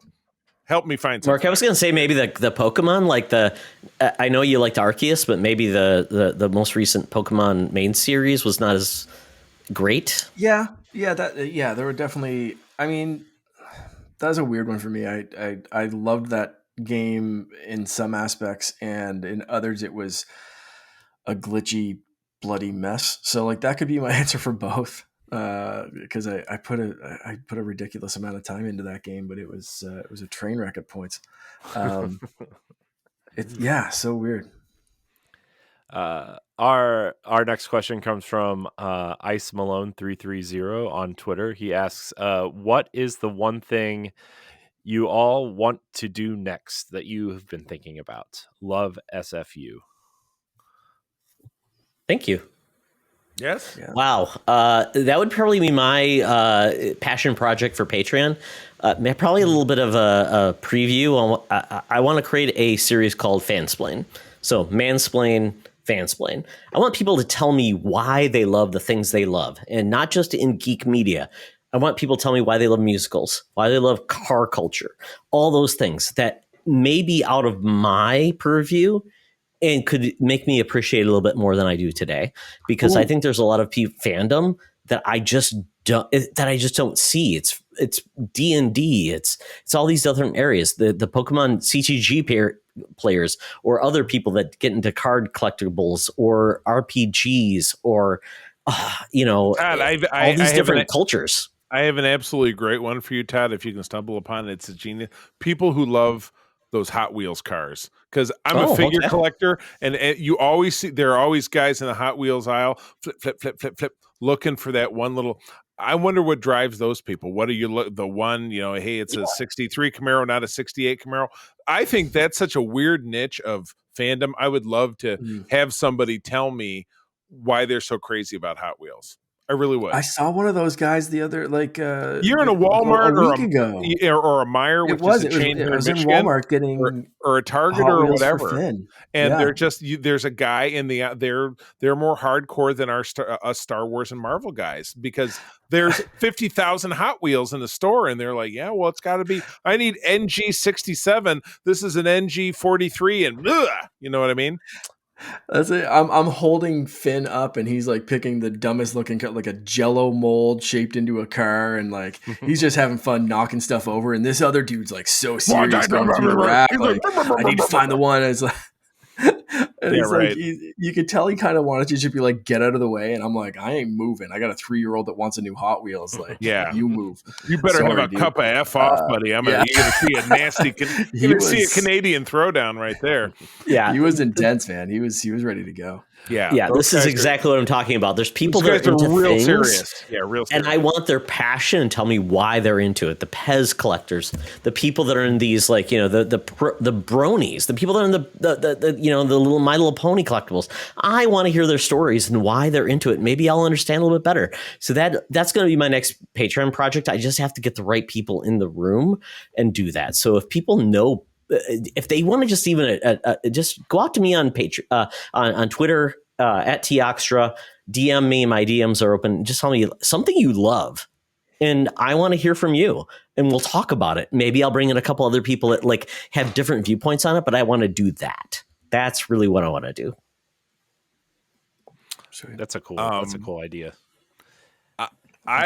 I would say that I would like to, you know, I do know people through the fandom community that have different layers of access to things related to Star Trek. They get, you know, screeners for new episodes, or they're invited to premiere events, or they're just, you know, they know people and have interactions. I would love to. I feel like we're kind of on the cusp, and working with Missy and the people that she knows at Cool Waters, like we're all going to be together in Las Vegas for Star Trek Las Vegas this summer. My wife and I are going out. Missy brings her whole family. Kay might also come, and Missy is working on getting me to be her +1 to go into the Cool Waters event and hobnob with all those celebs. So my big interest, is to kind of take my I come from a journalist roots. I've done that since I was in 7th grade. It's always been part of my DNA to step to a next level where I have some kind of involvement with that, you know, where I am a real Star Trek journalist, part of the community, where I get to be part of that. That's my real passion, is to kind of take that to the next level. And with this Patreon, we all have a dream of this being something that's sustainable. And I mean, my wife has always had big aspirations of having a business on the side where she can support herself.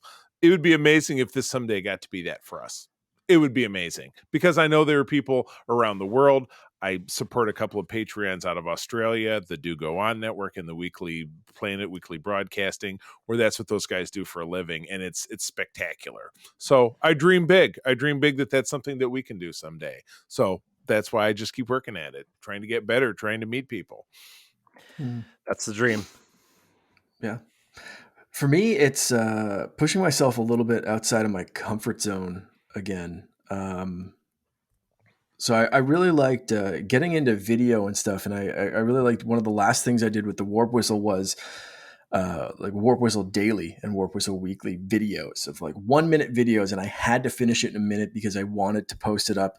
At that point, Instagram was a cutoff at a minute video. So it was like a personal challenge to myself if I could like kind of vlog every single day and keep it under a minute, and a personal challenge. So the latest thing I've been getting into, and like I'm in a group chat with like Star Wars people and all that kind of stuff, and it's like TikTok and Instagram video of like lightsaber spinning and that kind of stuff. So I just ordered another lightsaber, and I want to get into that now, that especially the weather's warming up a bit. It's hard to practice lightsabers in the house. I did shorten the blade on one of my lightsabers, but it's still kind of like, yeah, watch out. I don't have an enormous house, so it's tough.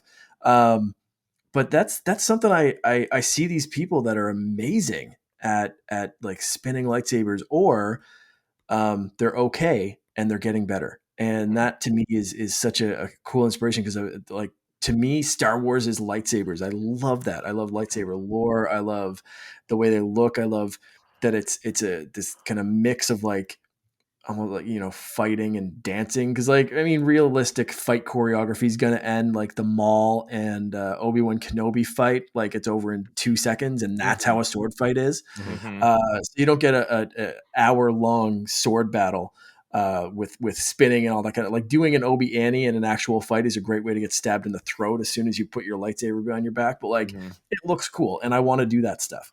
So that's kind of the next thing for me, is like, whether it's TikTok or Instagram or both, but like getting into that stuff, getting more into like, doing kind of what I see in the community and jumping on these trends um, and yeah, just spinning some fun laser swords and They seeing if I can have some spinning. They fun. spinning.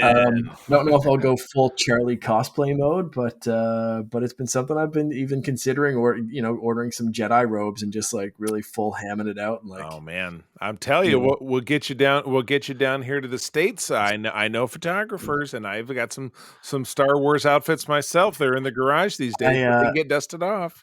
So one thing I did, I was talking to a guy here that does some cosplay and does some content, and he's like a big Pokemon creator and like does Pokemon cards and stuff. But he's done some like amazing like Mortal Kombat cosplays and stuff. And he messaged me the other week about possibly doing like some either lightsaber photography after he saw like a couple of things that I was doing on my Instagram, like even just like having fun and just like having a little duel and seeing how that goes. So that's going to happen soon, I think, as soon as my other lightsaber arrives and I have two to really like battle with. When the new toy comes in the mail. That's it. Yeah. Right.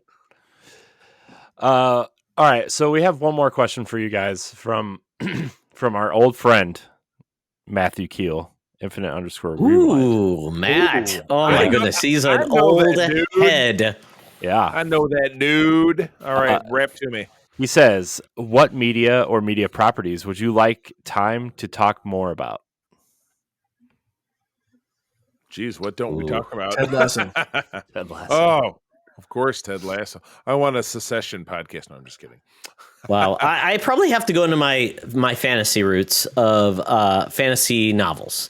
That's my passion, and I loved it well back in the past. And there's a series called Xanth that got me into reading as a kid. A friend of mine was in the series. It's a really cool fantasy series that went on for like 30 plus novels. Would love to talk more about that, and would love to see it expanded upon. But there's also a series called the Rift War series by Raymond E. Feast. He's been an author I actually had on my podcast, and I love the world he created. And that's a big part about like these fantasy creators. They create a world that nobody else owns. It's not like Star Wars or Star Trek that's like established. George Lucas did it. These are other worlds that where people are playing in and they've enjoyed it, and they've been more or less success there, but they still have a huge rabid fan base. And I think there's a lot there with fantasy and science fiction beyond just the major properties that are owned by Disney or a major media franchise holder.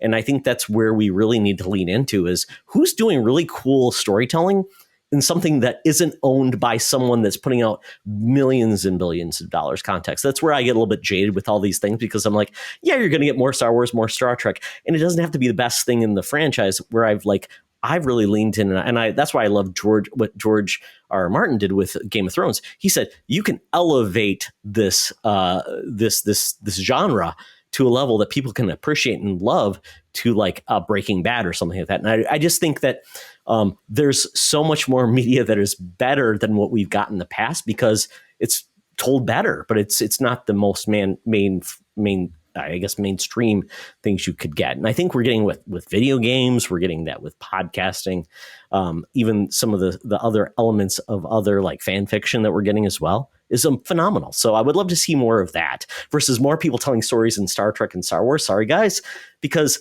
there's a billion people that already know about those things. I want people to tell us stories about the things that we don't know about yet and can make great stories that we don't have to tell. I mean, Mark could tell you in like Fortnite, it's an emerging franchise where there's storytelling elements to be told. We've gotten in gameplay, but we don't always get in the narrative. So there's opportunities there, which could be amazing. And Charlie saw it with The Walking Dead, a new franchise that took people by surprise in a comic book. So I think there's stories that are yet to be told that could be expanded upon. So I think we just have to watch more of those than just the big things that we are already aware of. Yeah. What about you, Charlie? You know, who could follow that up by talking about anything that people regularly like? My first love in anything that wasn't Star Wars, which came first, and even before Star Trek, was Spider-Man. You can see, guy, you can't even see all my figures over here, but I have been steeped in that lore since I was 10 years old. So that is now almost, 40 years gone by. I would love to have some kind of outlet where I had some other kind of big spider head that I could bounce ideas off of. And hey, remember this arc? What does this arc mean to something that's happening today? Or, or all things that have, did something get reset at some point that I'm not misremembering? One of my big accomplishments I use Marvel Unlimited to do it within the last 10 years that I've had a subscription to that, is that I've read every issue of, and I need to catch up because I've fallen off it again, of The Amazing Spider-Man, which is the core Spider-Man title. That's almost 1,000 issues of continuity that I've read of that. And that's, and that's not also counting off all of the little offshoots and all this different stuff, but the core title, that's where all the really big stuff generally happens, is within that. And I've read it all, and I don't recall a lot of it, but I can have my memory jogged. And if I had some other, like I said, big time spider nut who's like, yeah, man, I've read every issue too. Let's talk about something from the mid 80s. Let's have a deep dive where we copy this arc or this thing, or, maybe it's something that's like, maybe once a quarter we come back and, have a Spider-Man thing that's on Patreon or that's on our regular feed or whatever. I would, and I'm just being asked the question. It's something I've never thought about, but I'm like, yeah, that takes me all the way back. That's something that's always been at my core. I would take on something like that. I think that'd be pretty sweet. That'd be cool. Mark, what are you itching to talk about more besides Ted Lasso? I yelled. I was just gonna say I yelled Ted Lasso right away, and realistically, like, that'd be the kind of stuff that I don't talk about is like shows or movies, really. But like, there's a few shows, but really one thing that, and maybe I'm just not listening to the right shows or, following the right people. But we mentioned how good Bluey is, and it's like we don't really have, as like an adult geek podcast network. I don't know if there's a place for me to talk about Bluey or watching this show as like a parenting guide, plus that like masquerades as a kids show. There's like certain things like that I think I think there'd be a place somewhere. I don't know if it's part of the Secret Friends network or just like rambling off on my own or something, but there's part of me that I've thought about a few different things of like that fatherhood breakdown, or things that I watch with my son that, like Encanto, I wanted to do. Like I could speak about that movie for hours. That movie was on repeat in our house for probably 6 months, I think. Dude, I'm pretty sure. Yeah, if it was VHS, you would have killed it 5 times over. I was just gonna say, remember like when you used to wear out VHS movies? Right. Like my sister completely toasted Cinderella and Snow White when we were kids. My daughter with Toy Story back in the day. Yeah. So like that.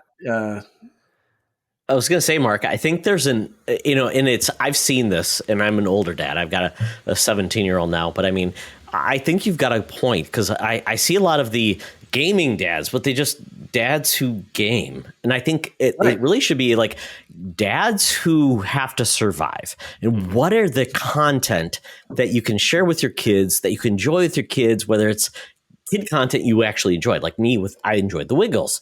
I think there's an audience there where it's not, you're just like, oh yeah, I played God of War, but I had a kid. I did that, but I mean, at your age and here are the Corey's video age, games I played when my 3-year-old went to bed. Exactly. Exactly. Yeah, you got kids and you game. Great. Awesome. But what makes being a dad today different than it was, or what works for you and what makes sense? And how do you manage being a dad when everything's on a tablet and your kid, do you give your kid a tablet? So I think it's like you and Corey are dealing with that right now. And I think that's an honest opportunity to say, we've got to talk about being a dad and managing being a dad, enjoying entertainment, and finding things that work with kids And I think that's an awesome opportunity that I think you should go after, because I think that's what you're looking for, right? Not just, I'm a dad who games and I want to talk about games with other dads. And there's nothing wrong about that. And I love, hearing from as the kids get older, like, here's the game I was playing with my kid. And I've geeked out about that a couple of times, of like Finn using autopilot on Mario Kart, or what's it called, Gigantosaurus game from on Xbox, that he can literally not even touch the controller and still win a race. And like, that stuff is great, and it's cool. But there's a lot of other like kid media that I think speaks to parents that I'd like to dive into, aside from just like, let me talk about the Pirates of the Caribbean movies for a couple hours. I don't know. Like, Exactly. there's so much stuff that I just video games and Star Wars. Golden, I just right? I will say, as a dad of a kid of a certain age, when your kids are playing games, that's awesome and all, but you'd rather have your kid paying attention to like school and doing things versus playing Destiny for 8 hours, and you're like, stop playing Destiny and study your shit, please. So I think it's an honest balance to say we want to share our interests with our kids, but God almighty, we got to raise these kids to actually be successful adults. So I love that there's going to be an opportunity for Mark that you can do this stuff with your kids at their age. So our Patreon's exactly for that type of thing. Yeah, we've so we were doing this show for a while called Standard Definition, where we were doing like rewatches of, we had a Disney thing, we did all the Indiana Jones movies, we did, we kind of put it aside because we weren't sure how to implement it correctly into a Patreon, and then schedules got, you guys know how it is, scheduling all this stuff, and we do so much anyways that we had to like kind of prioritize certain things, and but we're talking about bringing it back in a real way, like I would say like once a month instead of every week, as part of our Boss Rush Plus kind of segment. And nice. Disney, going back to the Disney well, is on the list because we were doing every Disney animated classic in order, which is wow. I think Pinocchio. Oh my gosh, dude, those early ones, man, that's rough. Ooh. Yeah, but I mean, Encanto was on that list, and oh my gosh, I could probably frame by frame, right? Yeah. Oh my gosh. I could break that movie down frame by frame. Not even joking. Like, let's Mm-hmm. If you do that, you know who to call. Yeah. I've got theories. I've got like, I don't know. We got time for all that, But that's all of our questions, and I think that's where we're gonna call it. I know I kept you guys a little bit longer than we kind of talked about, but you know what? It was great. I love you guys. This was an awesome way to kind of kick off this spotlight series that we're doing. And before we wrap up, I got to give you some praise right now, because I think there's going to be a lot of people listening to this that don't realize or appreciate how darn good you are, because this whole thing was like a master class in how to be an amazing host. Oh, geez. That knows what the heck they're doing. Because you make it seem so easy, and you sit back and you let the three of us talk and ramble, and you listen and interject when you have to, but you're also so calm that you know that you're in control of this. And for anyone listening or watching, like, just watch him while we're talking. Watch him, because this has been like the definition of how to be a great host with three people who like to talk as loud guests. So holy crap, man, you are amazing. Well, I hope people appreciate it. Agreed. I appreciate that. Also, when you podcast with Edward Varnell for 10 years, you kind of learn you learn some things. Wow. Expertise and patience, I'm sure. I mean, come on, Corey. It's not like there's someone podcasting with a red carpet behind his background in front of you right now that could be doing that, and not someone who would be like, wait, Charlie's interrupting 85 people for the 85th time and not letting you speak, but that's okay. I must speak. But like exactly. It's sports shouting. Exactly. It's pardon the interruption. Yes, Corey, you are a gem. You've been so supportive of Secret Friends Unite for our whole journey, and we appreciate you for having us on. So thank you so much. Yes, all of those things and more. Yeah. This has been a good time. No, I appreciate it for sure. Yeah, the pleasure is mine, really. Todd, I've told you this 1,000 times, Mark. I'm sure I told you this a few times, but I think how you guys have been so consistent and growing organically and in the right ways at the right times has been something that I have tried to model us after for a long time. And I think we are finally hitting that stride of where you guys have been for so long. And even, when I was doing, the DNA Network back in the day, and then moving into Nerds Gone Rogue, and now with Boss Rush, it's been like, you guys have been the constant kind of, I would say, the North Star of what I hope that we can accomplish, as a team someday, and all the things that we're doing. And I'm really glad that you guys took the time to sit here with me for a couple hours and talk about your stuff, because I think more people need to listen to Secret Friends Unite. If you guys want a podcast network that does everything right and has a good time and talks about all the things that you love, this is the group. So where very kind. When on that note, where can we find you guys? Todd, we're gonna start with you. Where can we find you? Oh my goodness. And Corey, it's an open invitation to everybody on the your network to join us on our podcast. It's funny because I think Josh should be on co-op mode. He is a rogue in the Destiny network. I think he'd be great to have on co-op mode. LaRon would be great to have on Code 47. And we already have Stephanie coming on co-op mode. So, and then obviously anybody wants to talk about all things the world of geek, have them on Secret Friends Unite, because Corey, you've been on a couple of our shows, so we just want to grow that. And Edward as well has been on a bunch of our shows as well. So with that, I would say follow our socials at Secret Friends U. Go to patreon.com/SeekFriendsUnite. Go to our Discord. Join us there. We talk about fun stuff. We're going to do in our movie wager this year. That's going to be a lot of fun. We already talked about that.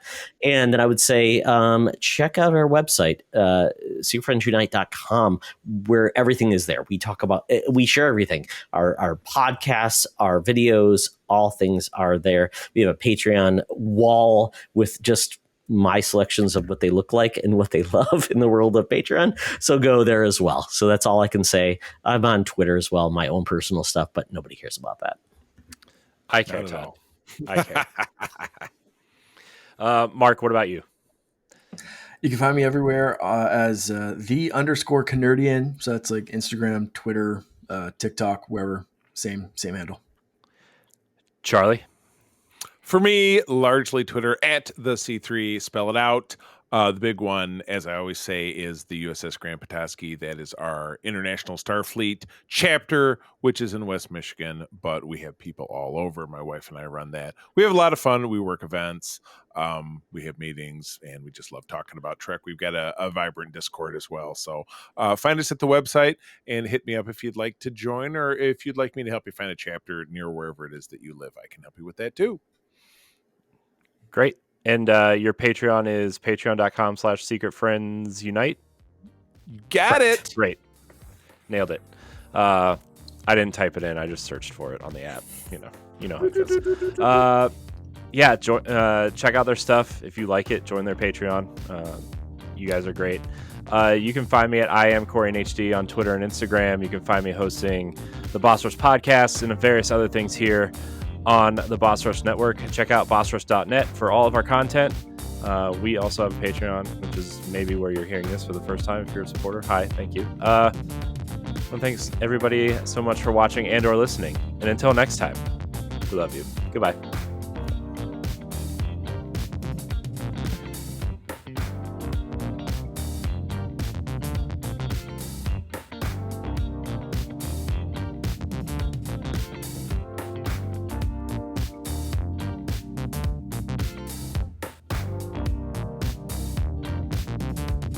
This episode of the Boss Rush Podcast is brought to you by, well, you. If you want to learn how to support the Boss Rush family of podcasts, head to bossrush.net or our Patreon at patreon.com/bossrushmedia. Thanks for helping us build something better.